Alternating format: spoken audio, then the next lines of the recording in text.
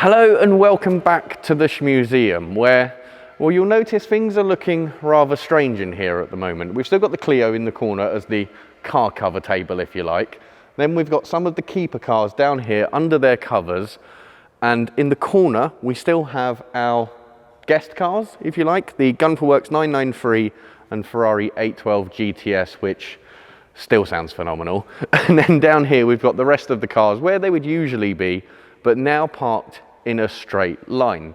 Now this was just to make the most use of the cleaning machine that we had whilst we had it, just moving things around so that we could get to as much of the floor as is possible.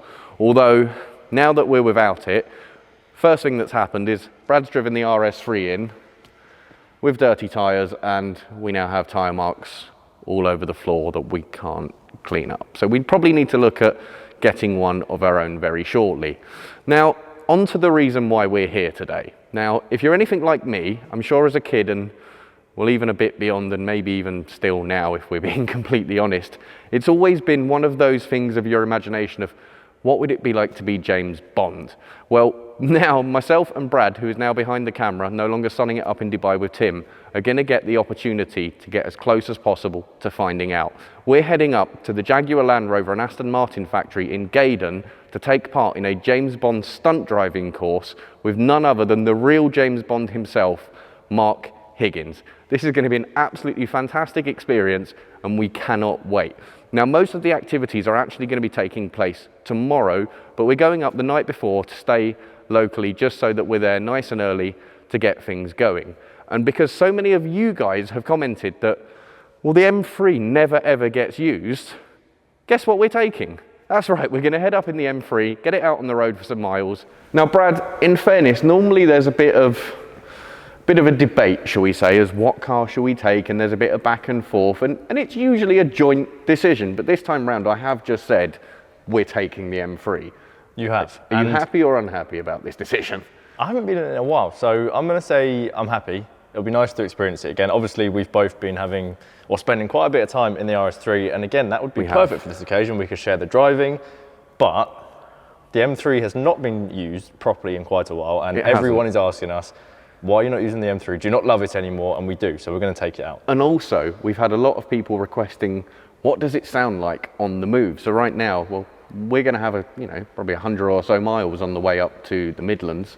We're going to have plenty of opportunities to open this up a little bit and see how that Remus now sounds, especially now it's bedded in a little bit, because after we fitted it, I did actually use it for probably 200 or 300 miles thereafter, and it has actually got, well, a lot better in my personal opinion. So we'll be finding that one out along the way as well. But I guess we should probably get on the road, I guess. Yes, in Shmeemuseum tradition, you should probably run around that way. I'll hit the button and let's get it started up.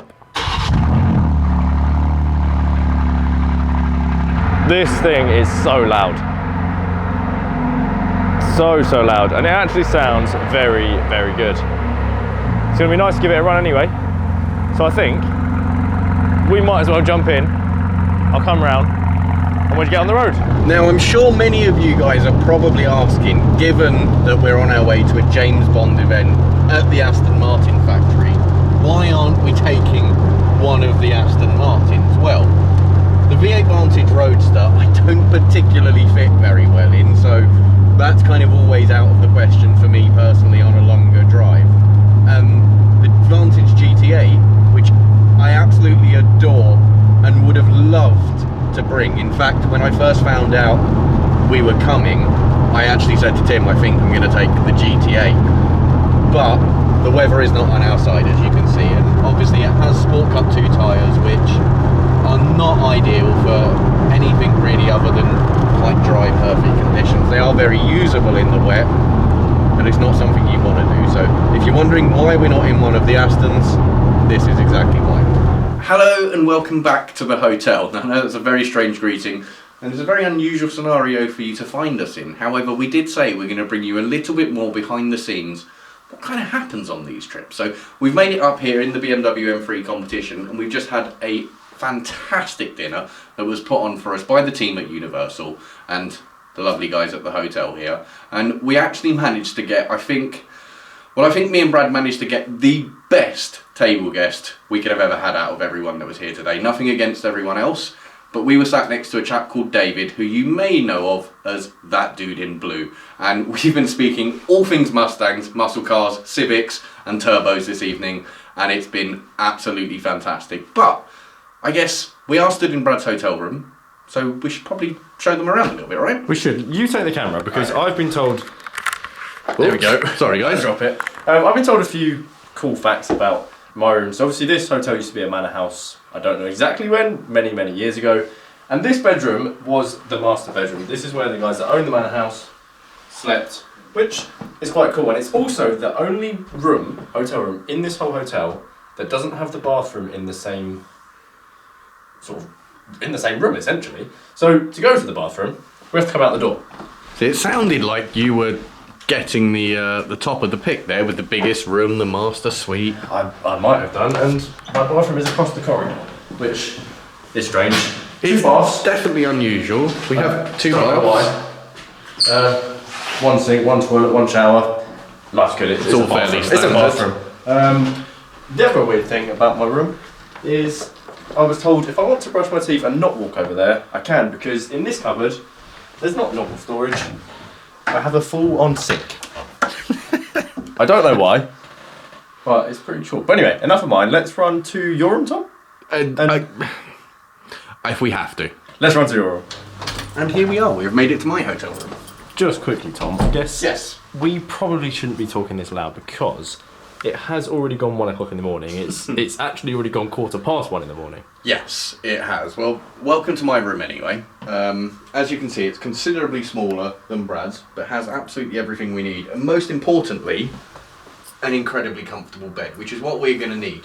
If ever you guys wondered what it is like behind the scenes, it's all very fast paced. You don't necessarily always get a lot of sleep, but of course I'm sure tomorrow is going to be an absolutely fantastic day, hanging out with Mark Higgins, World Rally Champion. I mean, what he's done, around the Isle of Man TT circuit, and then of course in the James Bond films, is absolutely phenomenal. So hugely looking forward to spending some time with him. And of course, hopefully we'll get to see David again. All of our times are slightly different, but hopefully we'll bump into him again and get him on camera for you guys. But I guess we'll see you in the morning. See you in the morning. Time to hit the road then. We're jumping back into the M3. We're following this van, which has its rear tailgate open. But a lovely Vantage has turned up, but more on those later. And you join us here the next morning at the JLR factory, next to a couple of Triumph Scramblers that were used in the film. Well, this one specifically, as you can see from some of its war wounds, that was actually the bike used by Daniel. Now, one thing we haven't actually told you is why we're here today. And we're actually here to celebrate the release of No Time to Die on Blu-ray and 4K UHD on the 20th of December. So make sure you guys go and get your copy. But right now, I'm going to be going out on the off-road driving course in one of the Land Rovers to get a taste of what they're like. Let's go.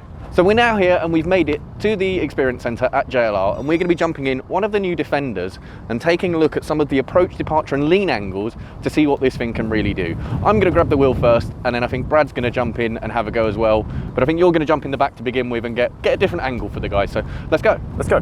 So we've got the vehicle set up in its off-road settings. We're in low range gearbox. You probably noticed we're not going very fast. No. Also on the Pivi Pro screen here, we've got 3 cameras relaying information to us, one from each side of the car showing us left and right hand wheels, and one at the front. Are they up on the mirrors, I'm guessing? Yes. Okay. We're going to go hard left here. Yep. This Tom. Yeah, it is indeed. And we're going to go first over this bridge here. Okay. That looks pretty steep. That does look quite steep actually. It doesn't look like something you would typically drive towards.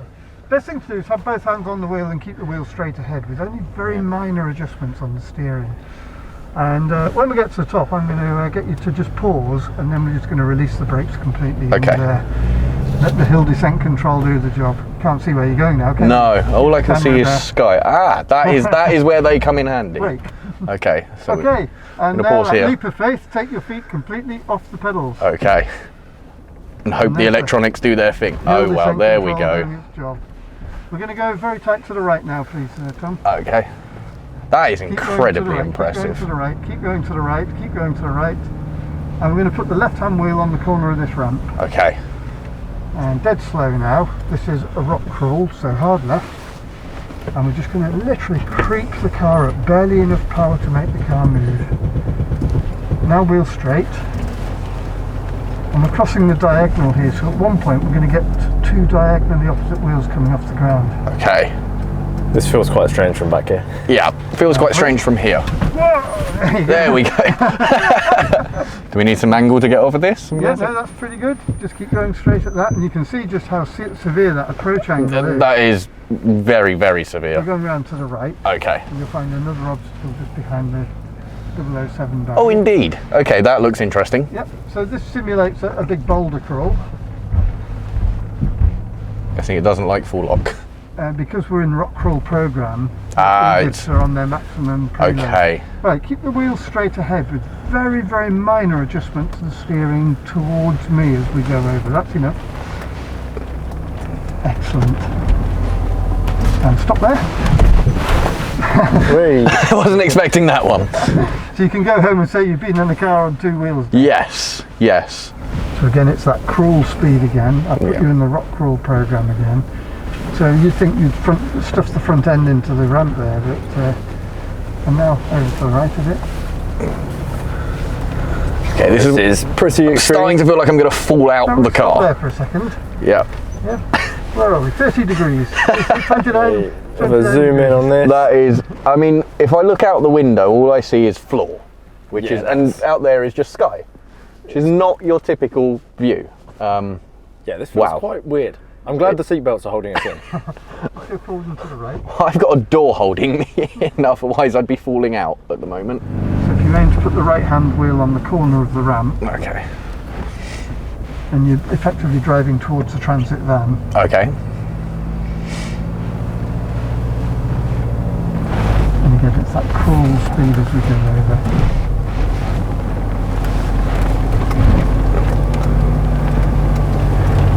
Use your brakes as you roll over the top. Squeeze the brake. There you go. I mean, it's a weird I think we should feeling. let Brad have a go, shouldn't we? I think we should. Yeah. Let's swap around. Yeah. Yeah, let's make sure we do it somewhere on flat ground and not Yeah, on a funny angle or up too high. And pull alongside the van there. Okay. And then we'll do a swap around. We've got a lot to live up to now because Brad Tom did a pretty good job there of driving. Yeah, I know, no pressure. So let's go over this ramp first. Okay, straight onto the big one. Well, we'll throw you in at the deep end, eh? No warm up like I got, mate. So keep the wheel in the straight ahead position, and you might just feel a bit of the steering trying to pull out of your hands. So try and resist that and keep the wheel as pretty much straight ahead. You're doing a great job there. Yeah, that wheel's coming off the ground at the front there, and then hit It's a different experience in the back, right, Tom? It is.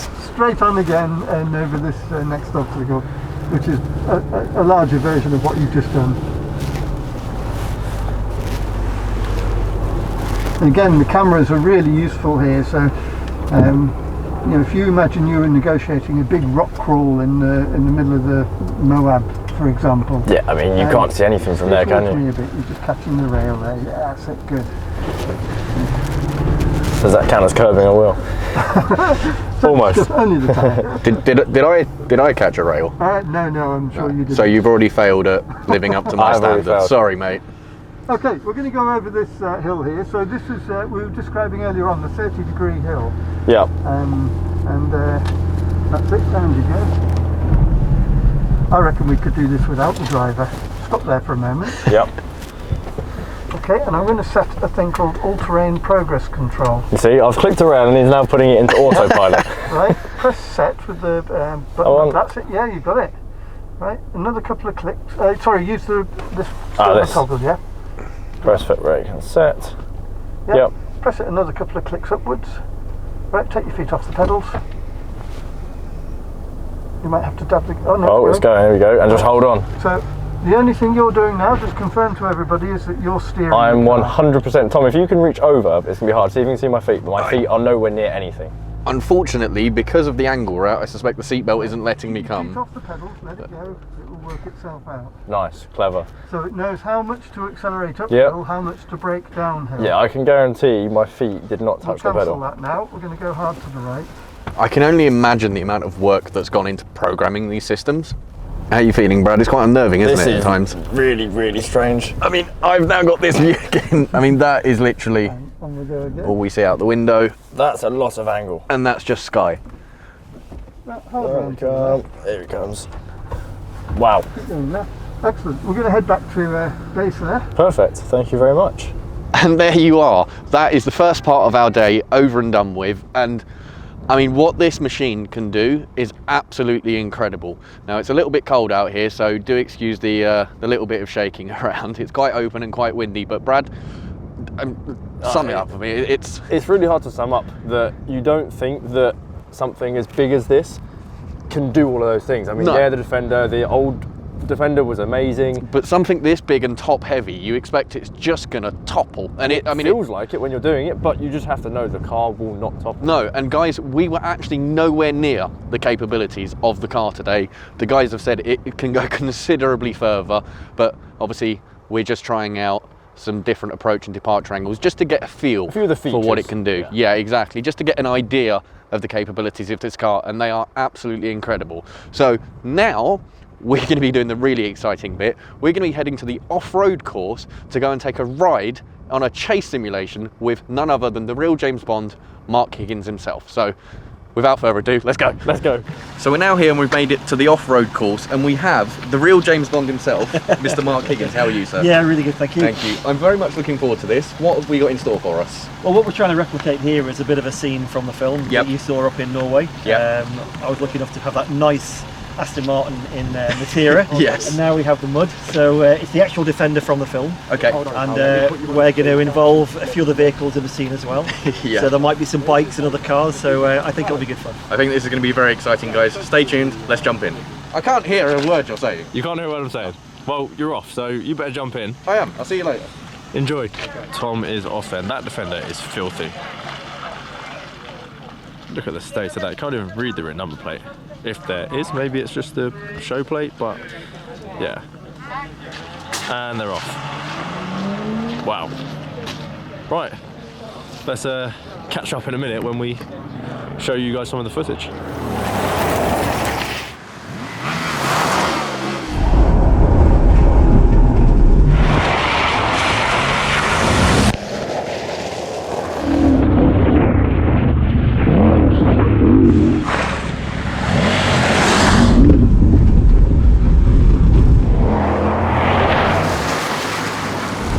And that's how to finish in style.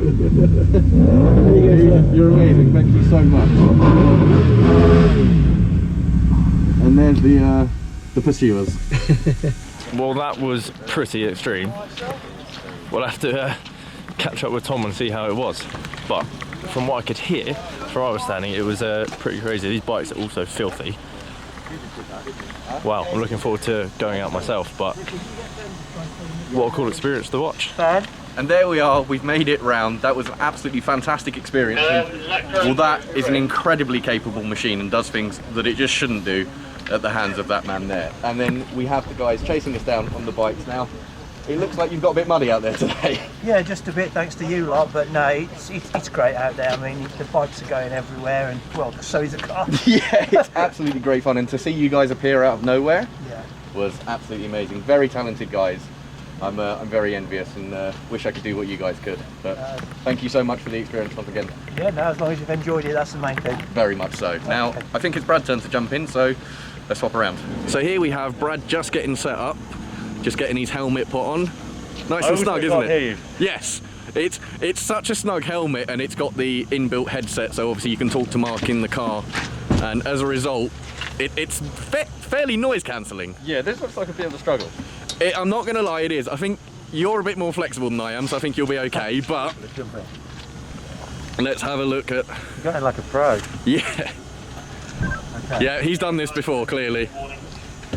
Right, so Brad's now going to hop out with Mark, go for the experience, and, well, let's catch his reaction when he's back.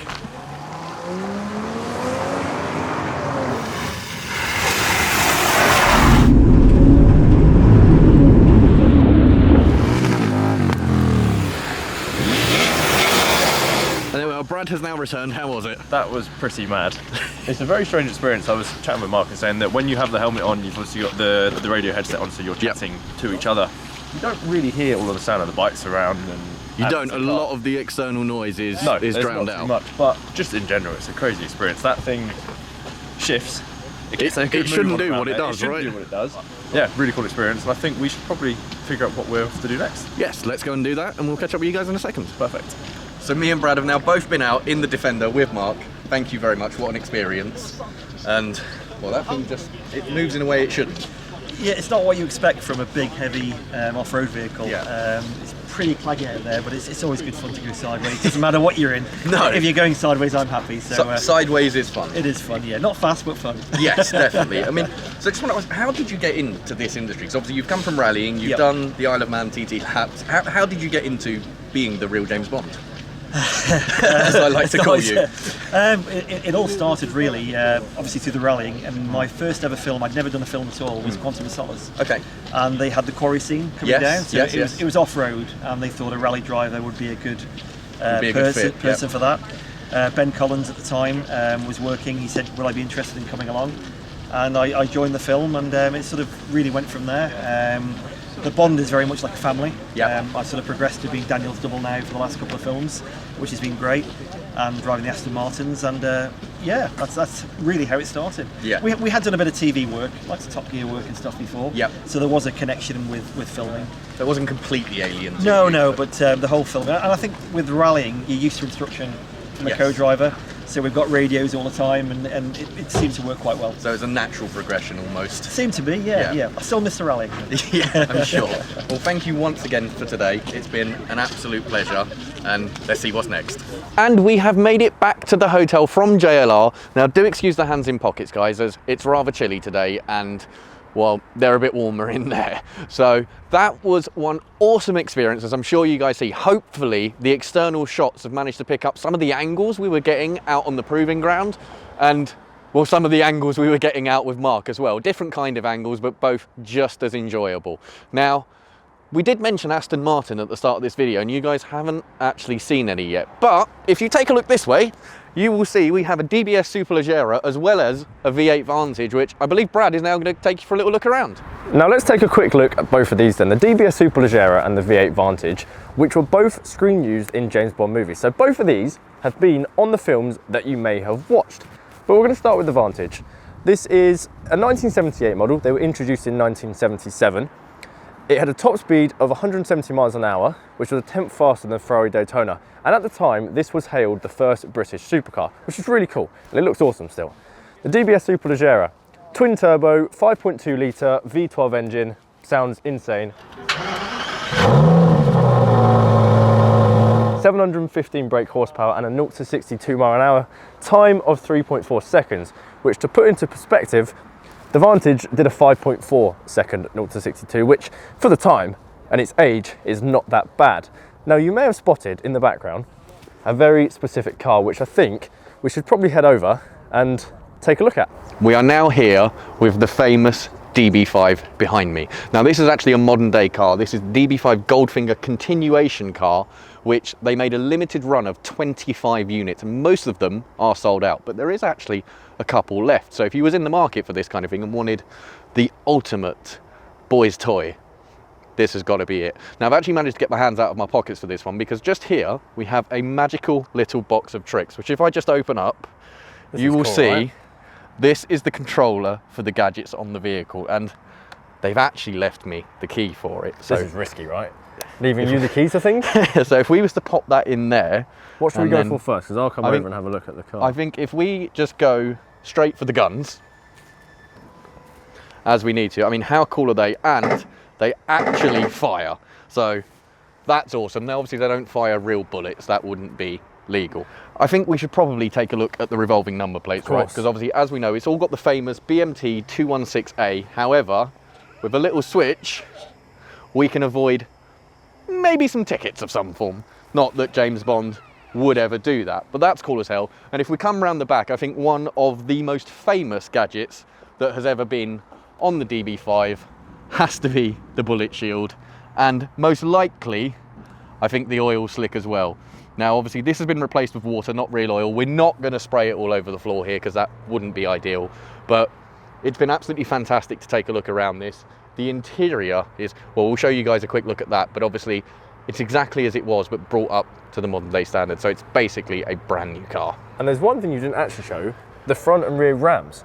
I didn't. Okay, yes. So well done. So we have the rams here. So if I was to push this switch, oh, I've gone the wrong way. There we go. Rams come out, and it's exactly the same on the front. It is. It's absolutely amazing. And this is the ultimate boy's toy. Now, obviously, we've got quite a few interesting bits in the Shmeemobile, but I think one of these would top the list, right? This would be really cool. Onto the interior then, and this is a very lovely place. I mean, it is. Like I said, we shouldn't be surprised. Everything is absolutely brand new. What with this being a continuation car, but you don't think of it as a continuation car, as a brand new car. You actually think of it as, you know, as an old DB5. Yeah. And but if you were being eagle-eyed, you might have spotted the red button on the gear shifter. Yes. Because in here, it's not just plain old DB5 interior, there also happens to be plenty of gadgets. Yes, of course, all the gadgets are on the car. Not only are they controllable from the remote box, but they are also controllable inside the car. So obviously we have this button for the ejector seat here, which unfortunately doesn't work, or maybe I'd be asking to drive this back and put Brad in here and test that one out. But also, if we open this up, you will see we have all of the controls inside the car as well, so you can control them from in the car whilst you're driving. And I mean, one cool thing that I do just want to show you, if we come around about here and just press, we get the sat-nav screen pop up, just like the original radar from the car. That is so cool. That is so cool. So hopefully you guys have enjoyed having a look around this. We're now going to be heading back to the JLR Centre, which might not make sense, but we've got a special guest to drop off. So let's go and have a look. We are with none other than David, that dude in blue. Hi, how are you? I'm so excited. I almost did a terrible British accent. I'm sorry. No worries. So you're not quite sure what you're in store for, No. but this should probably give you a bit of a clue. I'm so excited. I've changed shoes because It's going to be great. I'm was- really excited. But we're going to run over in the M3. That's right. So They stole me from the press event. Yes. Yeah, so funnily enough, the minivan that was meant to be taking you over there has just driven off. So Yes. we've got to Call go and my catch We up. need to go and catch They'll up. pay the but, ransom. But you Yeah. haven't heard one of these with an exhaust yet, have you? No, So let's do it. I think we should probably give it a start and see what you think.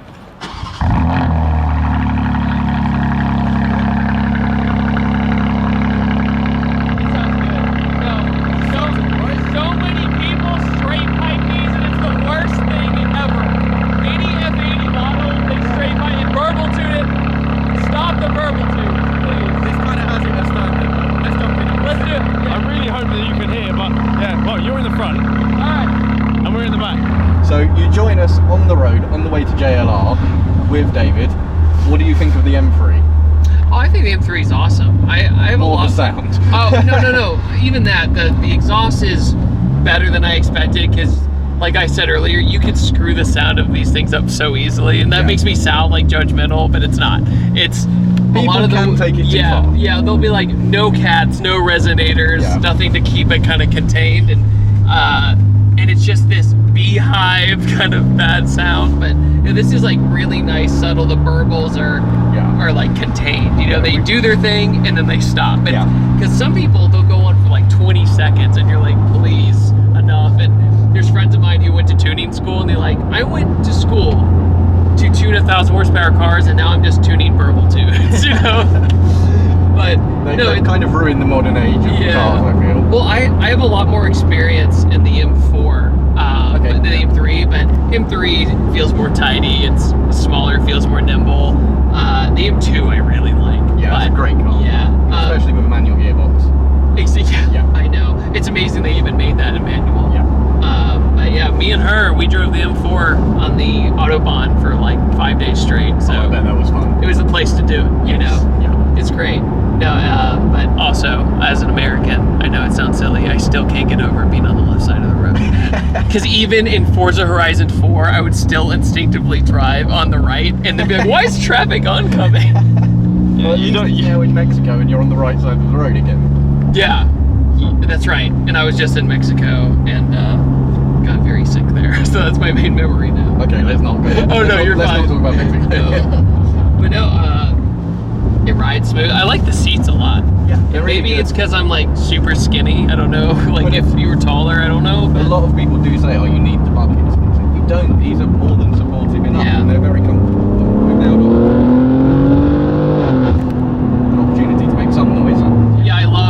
sidecars. That's like what my entire career has almost been based on. Yeah. And you hear a lot of different exhausts, a lot of different turbos, a lot of different everything, and you come to realize that a lot of the times less is more. Yes. You know, just focus on more so almost the axle back is almost the best to really focus on, and then go from there and maybe do like a high flow cat or something. But yeah, once you start getting into the nitty gritty and just being like, I'll just put test pipes on it, see what happens. Yeah, there'll be the one guy at the car meet where people go, can you go home? That's enough. 100%. Well, guys, make sure you are following David's channel, That Dude in Blue. Thanks, guys. He actually has a Mustang and knows how to drive it near crowds. Oh, thanks, man. Key skill that not many Man, people I've seem never to heard have. that one before. Thanks so much. Absolutely true. So, and we need to get you over to the Shmuseum and get you Please, out in some of yeah. the Shmeemobiles. So, Well, I'll definitely love to come back as soon as possible. next time you're back in the UK, do come round and yeah, we'll get you back on the channel. Thank you guys. Appreciate it. It's been awesome. Off to JLR. JLR. Why'd I say it like that? I'm a weirdo. We've made it back. The M3 is now parked back up next to the RS3 and the C63. That's a really cool little trio. I love the colours and they're three pretty awesome cars. But anyway, today's been wicked. It's been extreme, to say the least. The Defenders are very capable on the ramps, on the stunt driving with Mark Higgins, and obviously we got to meet that dude in blue, David, which was great, and take him out in the M3 and get his opinion on the exhaust, which I think, to sum up, is it's just loud and fast and cool. So M3 gets, I think, a tick from all of us and David. A big thank you to the guys at Universal and JLR for inviting us out. No Time to Die is going to be available on Blu-ray and 4K Ultra HD on the 20th of December. So if you haven't seen it, make sure you get your copy and give it a watch. It's a pretty cool movie. But I think that pretty much sums it up for today. It's been very enjoyable, and I hope you guys have enjoyed watching it. Until next time.